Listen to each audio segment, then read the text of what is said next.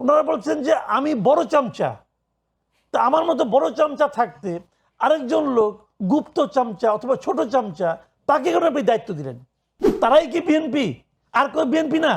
নিজেদের স্বার্থ রক্ষার জন্য দলকে এবং দলীয় প্রধানকে পর্যন্ত ঝুঁকির মুখে ফেলে দিতে বিন্দুমাত্র দ্বিধা করেন না। আমরা নর্মালি জানি যে ডিএজি নিয়োগ করার বা এএজি স্ট্যান্ডার্ড কতগুলো ক্রাইটেরিয়া আছে। সেইটা ক্রাইটেরিয়া ধরেন ডিএজি নিয়োগ করতে হলে তাকে হাইকোর্টের বিচারক হওয়ার যোগ্যতা থাকতে হবে ডিএজিতে, ডেপুটি অ্যাটর্নি জেনারেল। এএজির বেলায় ন্যূনতম 5 বছর তাকে হাইকোর্টে প্র্যাকটিস করতে হবে, এটা কমন নিয়ম। আমরা আশা করি এগুলো ফুলফিল করা হয়েছে। কিন্তু তারপরে কি আরও কোনো ক্রাইটেরিয়া বিশেষ অ্যাড করা হয়? যেমন উনি বললেন অন্তর্বর্তীকালীন সরকারের সময় জামাতের লোক ওখানে ছিল, তাহলে কি এর সাথে দলীয় ক্রাইটেরিয়া কি অ্যাড করে তারপরে নিয়োগ দেওয়া হয় কিনা? এটা তো আপনারা ভালো বলতে পারবেন, নিয়োগ দেওয়া হয় কিনা, হওয়া উচিত কিনা, এটা নিয়ে আলোচনা করতে পারি। হ্যাঁ, করেন। হ্যাঁ, তো আমার মনে হয় এটা হওয়া উচিত না। যেমন অ্যাটর্নি জেনারেল নিজেও কিন্তু বললেন যে সততা দায়িত্ববোধ থাকতে হবে। উনি কিন্তু একবারও বললেন না যে দলীয় আনুগত্য থাকতে হবে, উনি কিন্তু বলেন নাই। কিন্তু সবচেয়ে বড় যোগ্যতা হলো এখানে দলীয় আনুগত্য।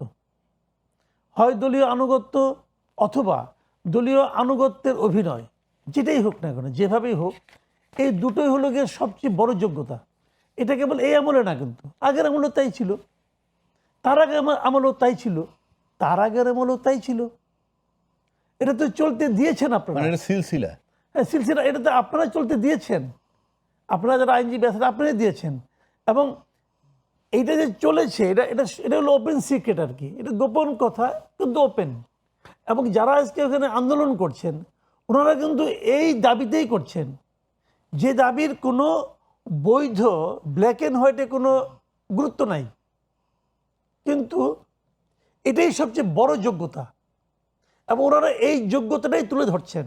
ওনারাও বলছেন যে এই কাজে আনুগত্যের ক্ষেত্রে যারা নির্বাচিত হয়েছেন, যারা নাকি দায়িত্ব পেয়েছেন, তাদের চেয়ে আমাদের গুরুত্বটা বেশি, আমাদের ভূমিকাটা বেশি আনুগত্যের ক্ষেত্রে। কিন্তু দলীয় আনুগত্যের ক্ষেত্রে, দলের জন্য স্যাক্রিফাইস করার ক্ষেত্রে কেউ কিন্তু বলছেন না যে আমার বিচারের আমার এই যোগ্যতা, যে এই যে দায়িত্ব, দক্ষতা, দায়িত্বশীল বোধ, এই সকল ক্ষেত্রে ওনার চেয়ে আমি বেটার, তা কিন্তু কেউ বলছেন না। ওনারা বলছেন যে আমি বড় চামচা, তা আমার মতো বড় চামচা থাকতে আরেকজন লোক গুপ্ত চামচা অথবা ছোট চামচা, তাকে কেন আপনি দায়িত্ব দিলেন? তাহলে আমার কথাটা হলো কি, এই ক্ষেত্রে আপনি বলেই দেন ভাই, আপনি বলেই দেন যে এই ডিআইজি, ডিএজি আর এটা কি এএজি, এএজি, এই পদ পাওয়ার জন্য প্রথম যোগ্যতা হলো দলীয় আনুগত্য। এটা হলো 1 নম্বর, যেটা আসলে 1 নম্বর। যেমন যে অ্যাটর্নি জেনারেল, উনিও তো এই যোগ্যতাতেই পেয়েছেন। উনি কি অন্য কোনো যোগ্যতা পেয়েছেন নাকি? উনি এই যোগ্যতাতেই পেয়েছেন। এর আগের যে অ্যাটর্নি জেনারেল, তিনিও এই যোগ্যতাতে পেয়েছিলেন, পেয়ে এখন আবার মন্ত্রী, ওই যোগ্যতা ব্যবহার করে মন্ত্রী হয়ে গেছেন।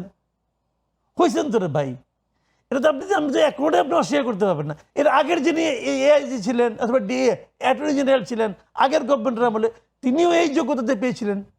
তার মানে আপনি যেটা বলতে চাচ্ছেন সেটা হলো আনুগত্য যার যত বেশি তার তত বেশি সামনে আগানো। আমি বলতে চাচ্ছি, যত লোক দেখছেন মাথায় টুপি, পাঞ্জাবি, আজানু লম্বিত, এরা সবাই নাপাক। আমি এটা বলতে চাচ্ছি, ওনারা লেবাস পরেছেন পাক পবিত্রের, আসলে ওনারা নাপাক। এখানে আমি আপনার সাথে একটু সংযোগ করি, যুক্ত করি। কামরুল ইসলাম সজল, যে আমি দেখলাম একটা ইয়েতে যে বেশ কিছু আইনজীবী যারা এখানে এই যে প্রতিবেদনটা আমরা দেখলাম, তারা তার রুমে গেছে এবং তারা ক্লেম করছে যে আমরা ত্যাগী ছিলাম, আমরা জেল খাটছি, ইত্যাদি ইত্যাদি বইলে। তখন সে বলতেছে যে এর আগের বার, দ্যাট ইজ অন্তর্বর্তীকালীন সরকারের সময় যেটা হয়েছে, সেটার সময় তারা জানতো এবং প্রত্যেকের বায়োডাটা নাকি ওপেন ধরছে এবং মতামত নিয়ে সবার তাদেরকে নিয়োগ দেওয়া হয়েছিল।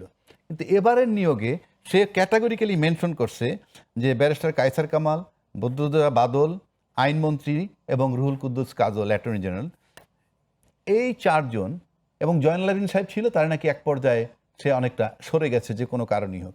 এই 4 জনের ইচ্ছাই নাকি সমস্ত নিয়োগটা হয়েছে। শুধু তাই না, এটাও বলছে যে এদের চেম্বারের নাকি কোনো কোনো চেম্বারের ক্লার্কটা বাদ দিয়ে আইনজীবী বলতে যা ছিল তারা সবাই ডিএজি বা এএজি হিসাবে অন্তর্ভুক্ত হয়ে গেছে প্রজ্ঞাপনের মধ্যে।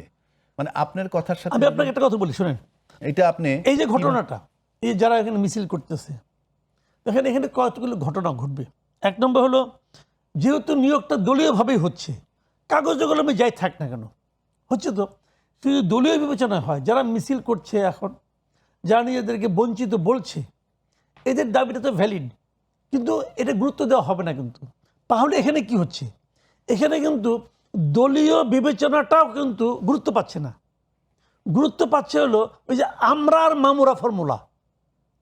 ঠিক আছে, আমি গুরুত্বপূর্ণ, যে আপনি যে 4-5 জনের নাম বললেন, তাদের যারা গুরুত্বপূর্ণ, তাদের যারা ঘনিষ্ঠ, তারা পাচ্ছে। এখন তারা কি বিএনপিকে প্রতিনিধিত্ব করে? তারাই কি বিএনপি? আর কেউ বিএনপি না? বিএনপি কি ওই কয়েকজনের মধ্যে সীমাবদ্ধ? তা তো না। আলটিমেটলি দেখেন, এই যে এত কিছু, এত দলীয়করণ, এই যে মিছিল, এই যে স্লোগান, এই সবগুলি আলটিমেটলি যাচ্ছে কার বিরুদ্ধে? এগুলোকে সাধারণ মানুষ দেখছে না? দেখছে। তারা কাকে ব্লেম করছে? তারা কার অযোগ্যতা হিসেবে এগুলিকে নিচ্ছে? সব কিন্তু যাচ্ছে প্রধানমন্ত্রীর উপর। তাহলে প্রধানমন্ত্রী কেন, উনি আগে যাদের দায়িত্ব দিয়েছেন, বড় দায়িত্ব, ধরেন আইনমন্ত্রী, অথবা ধরেন অ্যাটর্নি জেনারেল, অথবা ধরেন জাতীয়তাবাদী আইনজীবী ফোরাম যেটা আছে না, কি আছে আপনাদের একটা, আমি বলতে পারবো না, যারা নাকি অনেককে বাদ দিয়ে দেয়, তুমি ইলেকশন করতে পারবে না, আমরা ইলেকশন করব, ওইখানেও তো আমরা মামরা হয়েছে। তো এরা যারা আছে, যে লোক, উনি তো এদের উপর নির্ভর করেছেন। উনি তো এই যারা মিছিল করেছে এদেরকে চেনেন না, কিন্তু উনি এদের উপর নির্ভর করেছেন যে তোমরা দলীয়ভাবেই করো, কিন্তু যারা দলীয়ভাবে যাদের অবদানটা বেশি তাদেরকে করো, অথবা যারা যোগ্য তাদের। তুমি তো একটা কাজ করবা যে আমি যোগ্যদের করলাম, অথবা আমি দলীয়ভাবে যারা দলীয়ভাবে যোগ্য তাদের করলাম। তা না করে ওনাদের ব্যক্তিগত স্বার্থ অথবা গোষ্ঠী স্বার্থ রক্ষার জন্য ওনারা গুপ্ত অথবা লুকায়িত অথবা বর্ণচোরা তাদেরকে নিয়েছেন।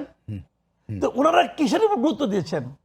ওনারাও কিন্তু ওই যে দলীয় যে আনুগত্য, ওনারা কিন্তু সেটাকেও মানেন নাই। উনি মানছেন যে কে কে আমার প্রতি অনুগত, সে যেই হোক না কেন, আমি মানে আমি মানে বিএনপি। আপনি বলতে চাচ্ছেন যে দলীয় আনুগত্যের চেয়ে ব্যক্তির প্রতি লয়ালিটি কতটুকু আছে, এটা একটা গুরুত্ব পেয়েছে। একটা গুরুত্ব। এতে ঝুঁকির মুখে পড়লো কে? এতে ঝুঁকির মুখে পড়লো বিএনপি সরকার। এতে ঝুঁকির মুখে পড়লো বিএনপি সরকার প্রধান তারেক রহমান। ওনারা নিজেদের স্বার্থ রক্ষার জন্য দলকে এবং দলীয় প্রধানকে পর্যন্ত ঝুঁকির মুখে ফেলে দিতে বিন্দুমাত্র দ্বিধা করেন না। এইটাই হলো ওনাদের চরিত্র, এইটাই হলো এই লোকগুলির চরিত্র, এবং এই লোকগুলি আসলে সরকারকে ডুবায়।